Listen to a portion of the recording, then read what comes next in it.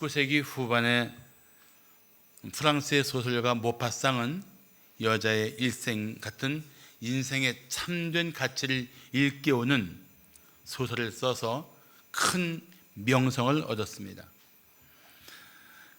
그는 타고난 재능으로 그가 쓰는 작품마다 베스트셀러가 되었고, 그래서 커다란 부와 명예를 거머쥐었습니다.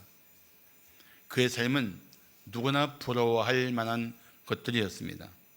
지중해에는 요트가 있었고, 요트, 노르망디에는 저택이 있고, 또 파리에는 아주 호화로운 아파트가 있었습니다. 그리고 은행에도 많은 돈이 예금되어 있었습니다. 하지만 그는 1892년 1월 1일 아침 더 이상 살아야 할 이유를 찾지 못하고 자살을 시도했습니다. 가까스로 목숨을 구했지만 정신병자가 된 그는 1년 동안 알 수 없는 소리를 지르다가 겨우 43세 나이에 인생을 마감했습니다. 그의 묘비에는 그가 말년에 반복해서 외쳤던 말이 기록되어 있다고 합니다. 이런 묘비명입니다. 나는 모든 것을 갖고자 했지만 결국 아무것도 갖지 못했다. 이게 모파상의 묘비명입니다.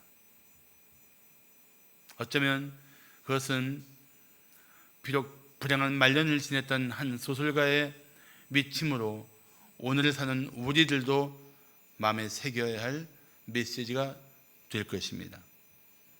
더 안타까운 것은 그가 하나님 없이 세상을 떠났다는 것입니다. 이 세상에서 아무리 부와 명예를 누린다 한들 하나님 없이 사는 삶은 정말 불행한 것입니다. 차라리 세상에서 고난과 역경을 겪는다 해도 하나님이 함께하는 삶이 진실로 복된 것입니다. 그래서 히브리서 저자는 모세에 대해서 이렇게 기록하고 있습니다. 도리어 하나님의 백성과 함께 고난 받기를 잠시 죄악의 낙을 누리는 것보다 더 좋아했다. 물론 이 세상에 죄악의 낙이 있습니다. 잠시예요. 그러나 그런 것에 마음 뺏기지 않고 그래도 하나님의 백성과 함께 차라리 고난받기를 선택하는 삶이 나는 탁월한 선택이라고 믿습니다. 요즘 세상은 물질에 대해서 지나칠 정도로 욕망을 부추기고 있는 시대입니다. 광고를 봐도 이것을 소유하면 행복할 거라고, 이것을 가져야만 사는 것 같을 거라고, 이것이 없이는 삶이 마치 잘못 산 것처럼 그런 미혹하는 메시지들이 날마다 매스미디어를 통해서 우리 마음에 흘러 들어오고 있습니다. 그러다 보니까 그런 유혹들이 워낙 강렬해서 성도들조차 쉽게 휩쓸린 채 살고 있습니다. 그래서 저는 우리 성도들이 이 세상에서 이런 물질주의, 과다한 욕망에 휘둘리는 모든 인생 속에서 우리 성도들이 어떻게 살아야 할까를 오늘 말씀 가운데 나누고자 합니다. 한마디로 말하면 주님 말씀하신 대로 모든 탐심을 물리치는 것입니다. 오늘 그런 결단의 시간이 되기를 축복합니다. 자, 주님이 모든 탐심을 물리치라고 하신 이유가 무엇일까요? 모든 탐심을 물리치라고 하신 이유, 첫째, 탐심 때문에 생명이 파멸하기 때문입니다. 풍요하게 살자고 했던 목적을 가진 탐심 때문에 오히려 사람들의 삶이 무너진다는 것, 역설적이지만 이 사실을 아시기 때문에 주님은 모든 탐심을 물리치라고 말씀하십니다. 미국의 16대 대통령 링컨이 스프링필드에 살았을 때 일입니다. 어느 날 링컨의 두 아들이 얼마나 크게 울부짖는지 옆집에까지 크게 들렸습니다. 그래서 이웃집 부인이 찾아와서 무슨 일인가 물었습니다. 그러니까 그는 웃으면서 이렇게 대답했습니다. 이 문제는 바로 전 세계가 직면하고 있는 문제입니다. 나는 3개 호도를 가지고 있는데 아이들은 2개씩 갖기를 원합니다. 호도는 3개인데 2 아들이 2개씩 갖기를 원하는 거예요. 한정된 자원을 가지고 서로 더 많이 갖겠다는 아우성이 이 세상에 사는 사람들의 아우성인 것입니다. 본문의 형제가 그랬습니다. 원래 유대인 율법에 의하면 아들이 둘이 있을 때 장남은 유산의 3분의 2를 가지고 둘째는 유산의 3분의 2를 갖게 되어 있습니다. 마치 링컨의 손에 들린 호두 3개처럼 말입니다. 그런데 오늘 13절을 보시면 무리 중에 한 사람이 이르되 선생님 내 형을 명하여 유산을 나와 나누게 하소서 하니, 아마 형이 유산을 나누지 않았던지 나눴는데 뭔가 불만이 있어서 동생이 더 가지고 싶었던지 그런 목적으로 주님께 요청을 합니다. 어쨌거나 주님이 그 중심을 보실 때 형이나 아우나 똑같은 상태였던 것입니다. 무엇이었습니까? 탐심이었어요. 탐심. 그 형제의 마음을 사로잡고 있는 탐심. 형제간의 우애가 깨지고 형제간에 서로 척이 지어도 더 많이 갖겠다는 이 탐심이 문제였던 것입니다. 그래서 예수님 앞에 나와서 기껏 구하는 것이 그들의 탐심을 만족시키기 위한 것이었습니다. 이것은 오늘을 살고 있는 우리 모습이기도 합니다. 하나님 앞에 나와서 자기 탐심을 따라 기도하는 것. 물론 우리가 재물과 건강을 위해 기도하는 것은 정죄할 일이 결코 아닙니다. 그건 해야 할 기도인 것입니다. 그건 우리가 하나님께서 허락하신 기도이기도 합니다. 그런데 그런 기도가 잘못되었다는 것이 아니라 주님을 사랑하지도 않고 오직 자신의 그 더러운 욕심을 채우기 위해서만 기도하는 것은 그거는 바른 기도가 아니라는 것입니다. 그래서 그 사람에게 주님께서 뭐라고 말씀하십니까? 14절을 보시면 이 사람아 누가 나를 너희의 재판장이나 물건 나누는 자로 세웠느냐 말씀하십니다. 이 사람아 라는 표현은 안타깝지만 낯선 사람에게 하는 표현입니다. 야, 너 내 곁에 있지만 내 메시지를 듣고 있지만 너 영 낯설다 이런 뜻이에요. 하나님과 관계없는 사람에 대한 주님의 말씀인 것입니다. 이 사람아, 이 사람은 탐심에 사로잡힌 채 예수님 가까이 있었지만 그 목적은 오직 탐심을 채우기 위한 것이었기 때문에 주님으로부터는 사실은 분리된 인생이었던 것입니다. 그때 주님께서 이곳에 있는 그 형제 있는지 모르지만 있을 걸로 본다면 그 형제들과 모인 사람들에게 매우 중요한 교훈, 그리고 오늘에 사는 우리들이 받아야 할 중요한 교훈을 말씀하십니다. 자, 주님이 주시는 교훈이 무엇입니까? 15절을 다 함께 한번 봉독하겠습니다. 15절 그들에게 이르시되 삼가 모든 탐심을 물리치라. 사람의 생명이 그 소유에 넉넉한 데 있지 아니하니라. 아멘. 자, 이 말씀 잘 보세요. 여기 보시면 사람들은 자기의 삶이 소유가 넉넉할수록 좋을 것처럼 생각하고 있습니다.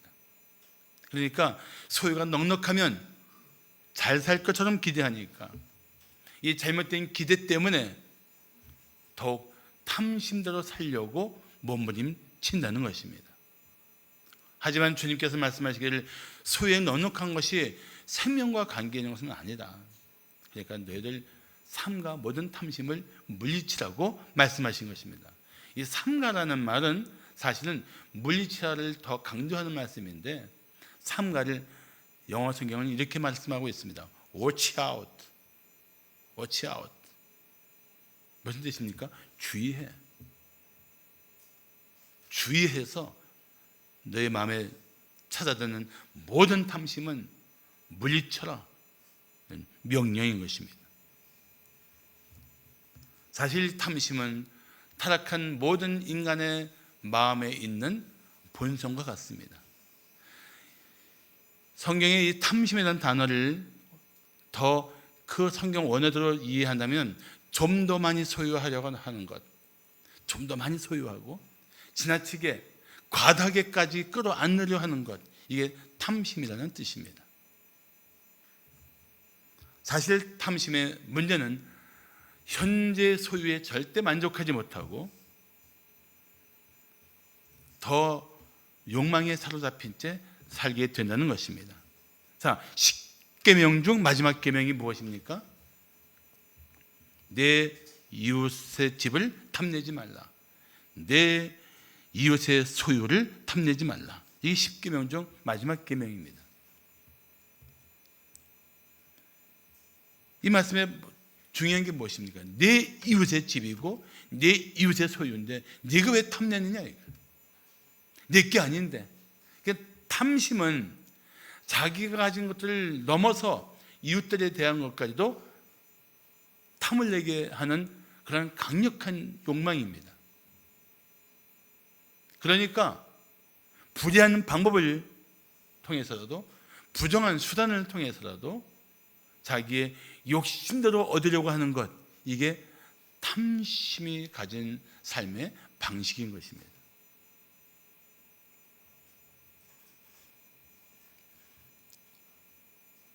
자기의 탐심에 빠진 사람은 절대 주어진 것에 만족할 수가 없어요. 그래서 찰스 스펄전 목사는 이런 말을 했습니다.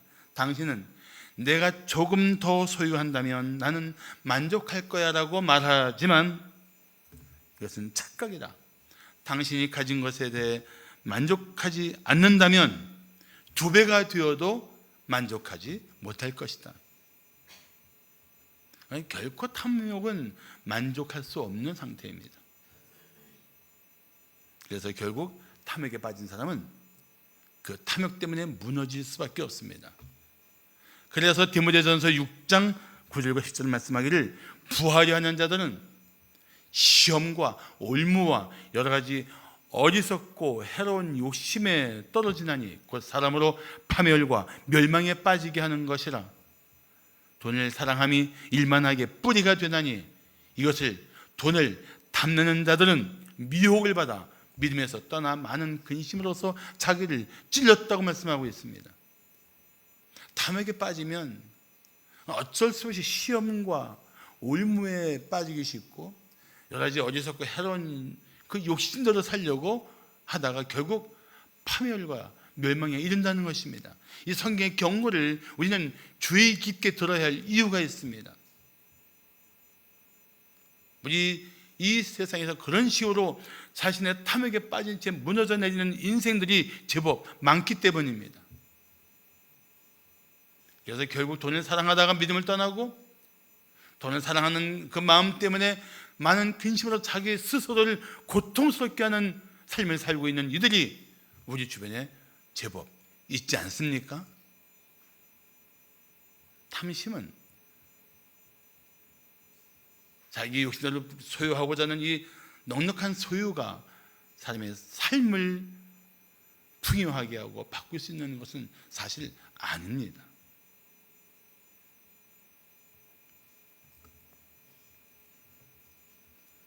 그래서 우리는 주님의 말씀대로 모든 탐심을 버려야 합니다.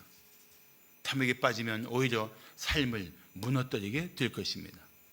오늘 다시 한번 예수님 말씀을 한번 마음에 새기시기 바랍니다. 오늘 15절 말씀 다 함께 봉독하겠습니다. 시작. 삼가 탐심을 물리치라. 사람의 생명이 그 소유에 넉넉한 데 있지 아니하니라. 아멘. 자, 주님이 모든 탐심을 물리치라고 하신 이유가 무엇일까요? 둘째, 탐심 때문에 하나님도 이웃도 없이 살기 때문입니다. 탐심 때문에 하나님도 없고 이웃도 없는 삶을 살아가는 것이 탐심에 빠진 사람들의 실체라는 것입니다. 미국 하버드 대학교의 지오지 밸런트 교수는 행복이란 무엇인가라는 주제로 연구를 했습니다. 그래서 행복에 영향을 미칠 요인들을 따져서 미국 하버드대 졸업생들, 부유한 도심의 청소년들, 또 IQ 135가 넘는 천재들을 약 1000명 정도 선별해서 수십 년 동안 조사를 했습니다. 자기 일생에 연구했다고 말할 수가 있죠. 그런 오랜 조사 끝에 결과가 나왔는데, 그 결과를 가지고 조지 밸런트 교수는 이렇게 참된 행복을 정의했습니다. 자, 그 오랜 연구를 마친 조지 밸런트 교수의 참된 행복이 무엇인가 라는 문장을 한번 잘 들어보시기 바랍니다. 굉장히 놀라운 메시지가 있을 것 같지 않습니까? 그가 밝힌 연구의 결과, 참된 행복은 가진 것을 남에게 나눠주고 다른 사람을 보살펴주는 삶이다. 참, 누가 몰라요?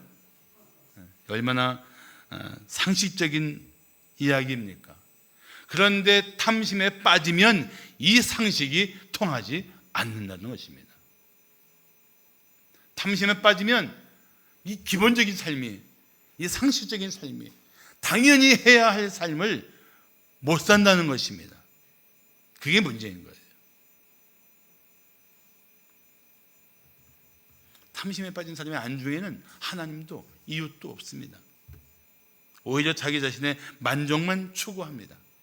오늘 성경 본문에 나온 부자가 바로 그런 인물입니다. 물론 예수님께서 비유로 말씀하신 인물이지만 탐심에 빠진 사람의 실상을 아주 적나라하게 잘 보여주고 있습니다. 자, 16절과 17절을 보시면 또 비유로 그들에게 말하여 이르시되, 한 부자가 그 밭에 소출이 풍성함에 심중에 생각하여 이르되 내가 곡식 쌓아둘 곳이 없으니 어찌할까. 이 부자예요. 근데 그 밭에 소출이 또 풍성한 수확을 거두게 되었습니다. 이 부자에게 고민이 생겼습니다. 어떤 고민입니까? 이거 어디 쌓아두냐? 쌓아둘 것에 대한 고민이 생긴 거예요. 탐심이 그런 것입니다. 항상 쌓아둘 것이 부족한 것이 부자의 고민이고 탐심에 빠진 사람의 고민인 것입니다. 왜 그렇습니까? 욕심이 끝이 없기 때문입니다. 그러니까 쌓아둘 것만 생각하는 거예요. 자신의 소유에 결코 만족할 수 없으니까 쌓아둘 것만 찾는 거예요. 그래서 부자가 내린 결론이 무엇입니까? 18절 보시면 내가 이렇게 하리라. 내 곳간을 헐고 더 크게 짓고 내 모든 곡식과 물건을 거기 쌓아두리라. 왜요? 뭐 하려고요? 19절 보시면 영혼아, 내가 내 영혼에게 이르되 영혼아, 여러 해 쓸 물건을 많이 쌓아두었으니 이제부터는 평안히 쉬고 먹고 마시고 즐거워하자. 쌓아두는 목적이 무엇입니까? 자기의 만족을 위한 것입니다. 자기의 만족. 이 사람의 말 속에는, 이 사람의 생각과 계획 속에는 하나님도 없고 이웃도 없어요. 오직 누구만 있습니까? 자신만 있어요. 자신만. 탐심은 자신만 보게 하고 자신만 생각하게 하고 자신의 만족만 추구하게 하는 것이 탐심의 맹랑한 실상입니다.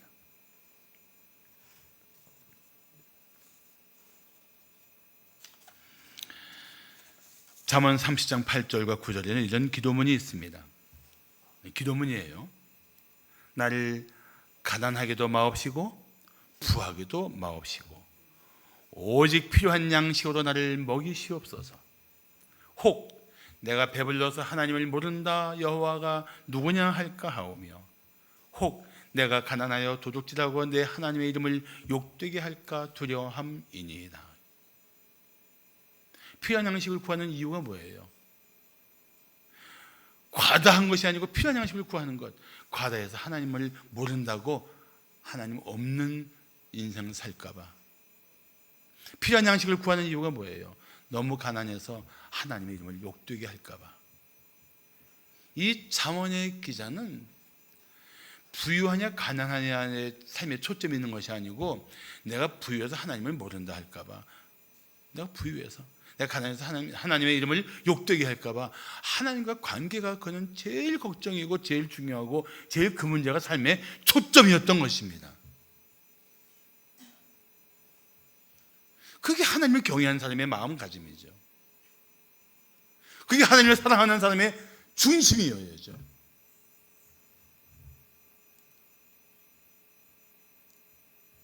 그런데 과다하게 소유를 얻기 위해서 탐심대로 사는 사람들에게는 어떤 문제가 있습니까?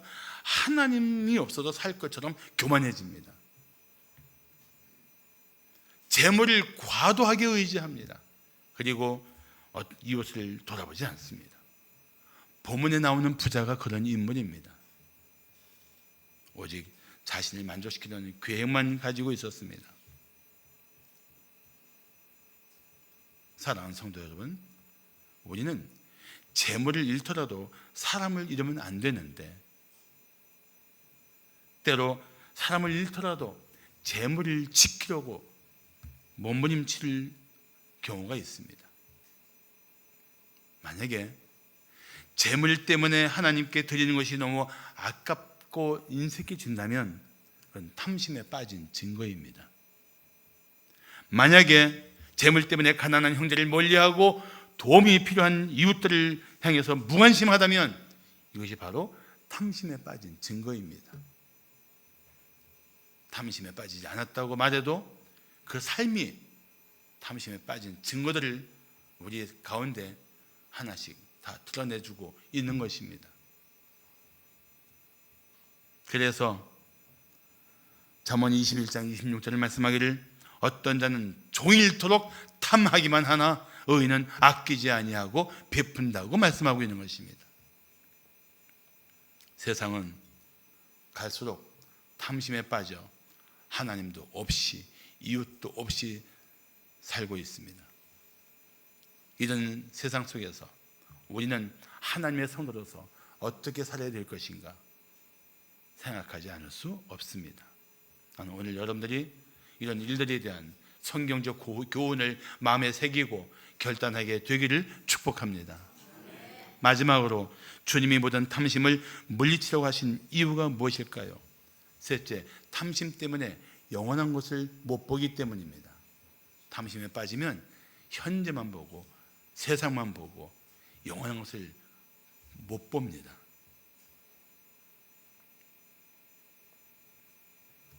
뉴욕에서 휴가를 보내던 테네시 주 사람이 어느 날 밤늦게 호텔로 돌아가다가 강도를 만났습니다. 강도가 무기를 들이대고 조용히 나지막히 말했습니다. 돈을 내놓지 않으면 네 머리를 날려버릴 거야. 그러자 그 사람이 말했습니다. 날려버려. 내가 보니까 이 도시에서는 머리 없이는 살아도 돈 없이는 못 살겠더라. 이 유머는 재밌는 유머인데 잘 안 웃어 우리 교인들은. 유머는 돈 없이 살기 힘든 세상을 꼬집은 유머입니다. 세상 사람은 그렇게 생각할 수 있어도 성도는 생각의 근본부터 달라야 합니다.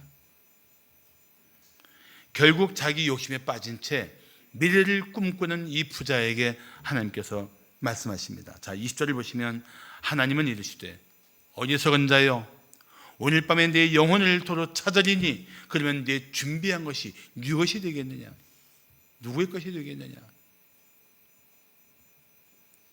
자, 20절을 보시면서 야, 이 사람 참 남긴 재물이 아깝다 이런 생각이 들면 탐심이 있는 증거예요. 그런데 야, 세상에 우리가 오늘 밤이라도 하나님이 부르시면 가야 할 유한한 존재로구나 이걸 깨닫는다면 은혜로운 성도인 것이 분명합니다. 웃자고 한 소리예요. 너무 심각하게 들으세요. 진짜. 재물도 생명도 한순간에 사라질 수 있어요. 영원한 건 아닙니다. 그래서 잠언 23장 5절을 말씀하기를 내가 어찌 허무한 것에 주목하겠느냐? 정령이 재물은 스스로 날개를 내어 하늘을 나는 도수리처럼 날아가리라. 세상에 재물이 한순간에 멀리 날아갈 수 있다는 거예요. 그런 재물이 허무한 것이라는 것입니다. 거기에 삶을 걸지 말라는 것입니다. 인생을 걸지 말라는 것입니다. 부자는 사업 능력도 있었고 미래를 준비하는 지혜도 있었지만 중요한 것은 그를 향한 하나님의 평가가 어떤 것인가 하는 것입니다.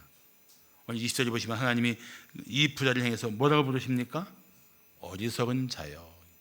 어리석은 자여. 소유만 의지하는 사람은 어리석은 자입니다. 하나님 없이 살고 있는 사람들은 어리석은 자들입니다. 영원한 삶을 준비하지 못한 인생은 어리석은 인생입니다. 예수의 생명 없이 하나님 나라의 소망 없이 살고 있는 이것은 아무리 세상적으로 뛰어난 것처럼 보여도 하나님 나라의 관점으로 보면 지극히 어리석은 인생인 것입니다.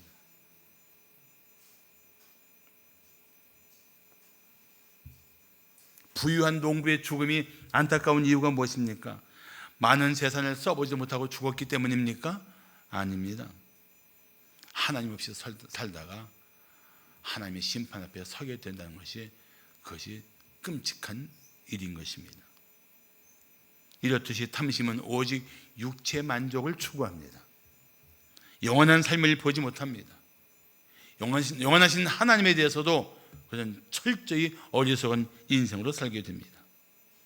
그러므로 재물도 있으면서 하나님 나라와 그 영광 위에 살고 있는 우리 성도들은 정말 복된 것입니다.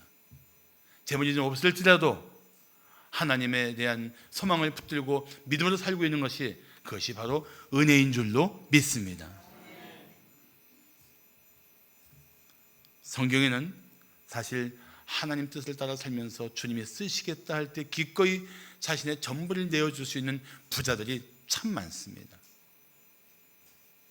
나는 우리 성도들이 많든 적든 하나님께서 맡기신 그 소유를 주님이 쓰시겠다 할 때 기꺼이 내어드릴 수 있는 부유한 인생들이 되시기를 축복합니다. 할렐루야. 그래서 어리석은 부자는 그날 밤 세상을 떠났습니다. 아무것도 가지고 가지 못했습니다. 그 남긴 모든 것들은 누구의 것이 될지 그것조차 하나님의 뜻에 달려 있었습니다. 그래서 오늘 이 본문은 이렇게 끝납니다. 21절을 보시면 자기를 위하여 재물을 쌓아두고 하나님께 대하여 부유하지 못한 자가 이와 같으니라. 쌓아만 두고 하나님과 관계없이 살아간 인생, 쌓아만 두고 하나님 앞에는 세상처럼 부유했지만 하나님께는 지극히 영적으로 가난했던 인생의 말로가 어떤 것인지를 오늘 본문은 여실히 보여주고 있는 것입니다. 부자는 세상에서 부유했지만 하나님께 지극히 가난했습니다. 사랑하는 성도 여러분, 말세는 재물을 쌓아둘 때가 아닙니다. 우리 지금 말세라는 사실을 알고 있습니까? 우리 말세를 살고 있는 거 아십니까? 우리의 끝이 가까웠다는 사실을 아십니까? 쌓아둘 때가 아니에요. 하나님께 부유한 성도가 되어야 할 때입니다. 하나님께 부유하다는 것은 무슨 의미를 가지고 있는가? 하나님 나라를 위해 쓰임받고 이웃을 위해서 기꺼이 나누는 삶이 하나님께 부유한 삶인 것입니다. 잠시 있다가 사라질 세상의 부자가 되려고 하지 말고 하나님 나라의 부유한 백성이 되시기를 축복합니다.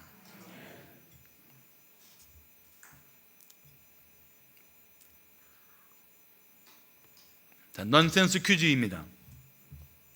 신약 성경에 나오는 인물 중에 제일 욕심하는 사람의 이름이 무엇일까요? 맞습니다. 아무도 말 안 했지만 알면서도 말 안 하는 것 같아서 막달라 마리아. 달란 말이야, 더 달란 말이야, 아직 부족하단 말이야.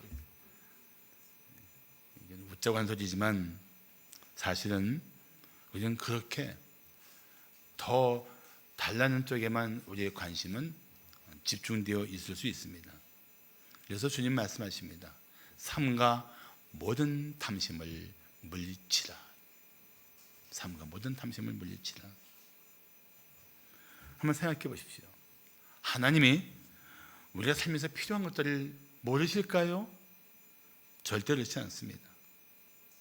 그래서 주님이 우리에게 가르쳐 주신 기도는 이것입니다. 오늘 우리에게 일용할 양식을 주시고, 겨우 일용할 양식을 위해서 기도하는 거예요. 아니, 이왕이면 좀 더 풍성한 양식을 주시고 할 수 있잖아요. 사실 우리는 이 기도에 비하면 우리는 아직 소유한 게 생각보다 많아요. 내일 먹을 것도 있잖아요. 냉장고에 냉동실이 꽉 차 있잖아요. 잘못 열면은 흉기가 떨어져서 발등은 깨질 수 있잖아요. 우리 아직 많단 말이죠. 일용할 양식을 구하는 기도야말로 탐심을 이기는 기도이고 신실하신 하나님의 공급을 기대하는 믿음의 기도인 것입니다. 그렇지 않다 하더라도 지금 받은 것에 감사하면서 살아가는 이런 영적 자세가 필요합니다. 마태복음 6장 31절부터 33절을 보시면, 그러므로 염려하여 이르기를 무엇을 먹을까, 무엇을 마실까, 무엇을 입을까 하지 말라. 이는 다 이방인들이, 다시 말하면 하나님 없는 사람들이 구하는 것이라. 너희 하늘 아버지께서 이 모든 것이 너희에게 있어야 할 줄을 아시느니라. 아신단 말이죠. 그런즉 다 아시는 하나님 앞에서 너희는 먼저 그의 나라와 그의 의를 구하라. 그리하면 이 모든 것, 무엇을 먹어야 할지, 무엇을 마셔야 할지, 무엇을 입어야 할지, 이 삶의 모든 필요는 알고 계신 하나님께서 너희에게 덤으로 주실 것이다, 이런 뜻이에요. 우리는 순서가 바뀐 거예요. 탐욕은 인생의 순서를 뒤죽박죽을 만들어버립니다. 우리는 하나님이 그 나라가, 그의 의가 삶의 우선권이 되어야 돼요. 왜 재물이 필요한가요? 하나님 나라를 위해서 써야 되니까 필요한 거예요. 왜 우리에게 재물이 필요합니까? 하나님 뜻을 따라 이웃들에게 주의 예수의 사랑의 이름으로 나눠야 하기 때문에 필요합니다. 자기 탐심을 위해서, 자기의 그 허망한 욕심을 위해서, 자기의 끝없는 욕심을 위해서 이 재물을 우리가 얻으려고 하는 게 삶의 동기가 되어서는 안 된다는 것입니다.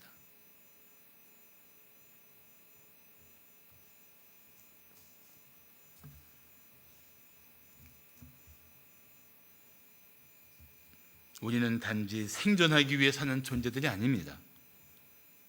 하나님의 나라와 그의 의를 구하며 살아야 합니다. 우리가 살아갈 때 필요한 것은 하나님께서 때마다 공급해 주실 것입니다. 독생자 예수를 아낌없이 내어주신 하나님께서 우리에게 아까울 것이 무엇이 있겠습니까? 난 그 말씀을 철저히 믿어요. 아니, 독생자 예수님이 내어주신 하나님께서 이제 무언들 아깝겠어요, 그의 사랑하는 자녀들에게. 그 하나님 사랑 모르십니까?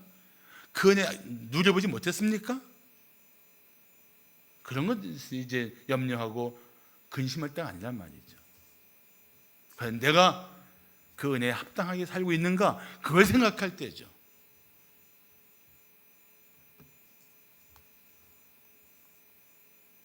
지금까지 그 은혜 속에 살았으면서도 아직 생존 때문에 전전긍긍한다면 그게 어떻게 믿음으로 사는 삶이라 말할 수 있겠습니까? 존 웨슬리 목사는 이런 말을 했습니다. 하늘과 땅의 소유자가 당신을 이 세상에 보내셨다면 그분이 당신을 소유자로서가 아니라 청지기로서 여기 있게 하신 것이다. 그렇습니다. 우리 모든 그리스도인들은 소유를 위해 존재하는 인생이 아니라 하나님의 선한 청지기로서 사명을 따라 살도록 존재하고 있는 것입니다. 사랑하는 성도 여러분, 그러므로 삶의 현장에서 최선을 다해서 일하십시오. 그리고 하나님이 주신 모든 것에 날마다 감사하며 살아가십시오. 그리고 이제부터는 하나님께서 맡기신 것으로 주님의 나라와 영광을 위해서 사용하십시오. 그리고 주의 이름으로 이웃에게 베푸십시오. 그러면 하나님께서 더 많은 것을 맡겨주실 것입니다. 그리고 마침내 하나님께 부유한 인생이 되도록 역사하실 것입니다. 기도하겠습니다.